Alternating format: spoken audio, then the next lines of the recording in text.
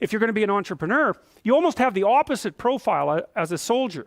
You're very high in openness and you're lower in conscientiousness, or at least conscientiousness is irrelevant. And the reason for that seems to be that, like, if you're an orderly person and you like to follow procedures and rules, it's kind of hard for you to start a company, because when you first start a company or engage in any other creative process, because entrepreneurs turn out to be the same as artists, you kind of have to, you're not operating within a rule-governed structure. In fact, there may be many times where you have to break a small rule to move properly at a higher level of analysis. There's no algorithmic way of generating a new company, right? Obviously. And so it's people who are very high in openness who happen to be good entrepreneurs. And so this is something I thought was extraordinarily cool, because we'd also already known what predicts managerial, administrative, and academic ability. And IQ is crucial for any complex job, so we'll just leave that behind. But what predicts academic ability, for example, at the University of Toronto, is intelligence, obviously, but also conscientiousness. The correlation between creativity and grades at the U of T is zero. Right? But it's not surprising. The thing is, you know, it's easy to be cynical about that, but one of the things you have to understand about creative people is that they continually step outside of the domain of evaluation structures. Right? Because if you're going to say you're going to evaluate the performance of 100 professors on their lecturing ability, well, you kind of have to measure what's common across all the professors in order to come up with the standards for evaluation. Well, that means you're not going to be able to use that structure to evaluate a particularly creative professor, because he or she is going to do something in a way that's so different that it won't show up on the evaluation measure. And of course, that's what happens in universities, you know.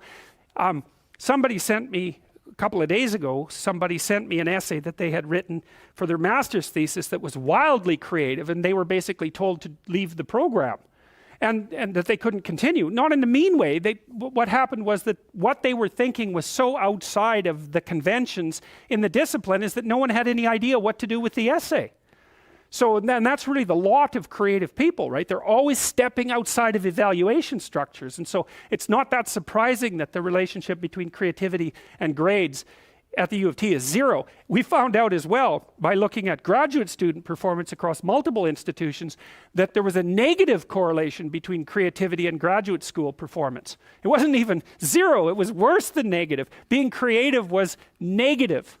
And you think, well, that could make you cynical as well, but you can't be cynical in that way, because one of the things that happens in science is that science tends to progress incrementally rather than in great leaps. Now and then someone comes along who blows the structure out of a science and advances it ridiculously, like Einstein. But like, most people aren't Einstein, and maybe thank God for that. Most of the time, you're in a discipline, you understand the discipline, and then once you've developed understanding of the discipline, you know what the next micro question is that should be answered. And part of the reason that science is so powerful is because it allows people who aren't genius level creatives to make real advances in the generation of knowledge, one tiny micro step at a time. It doesn't matter if there's 100,000 people doing it and each of them is making a micro step, man. We're zipping along as fast as we possibly want to zip along. And so it turns out to be conscientiousness that's the excellent predictor of graduate student performance. That's the best predictor for law. It's the best predictor for managerial positions. It's the best predictor for administrative positions. Anything that has a structure of rules that needs to be applied, conscientiousness is a great predictor. So, but it's not good for predicting artistic ability or entrepreneurial ability. And that's also really important, because one of the things, this is partly why bureaucracies stultify, right? Because what happens is as they develop, they get chock full of conscientious people, with a few psychopaths thrown in there just for good measure. They get chock full of conscientious people busily zooming efficiently down a single track, and then all of a sudden the landscape shifts and they're going very, very efficiently in exactly the wrong direction, and then the whole bloody thing falls apart. So you need to have some creative wingnuts in your organization to come up with completely absurd ideas that might just on the off chance be true.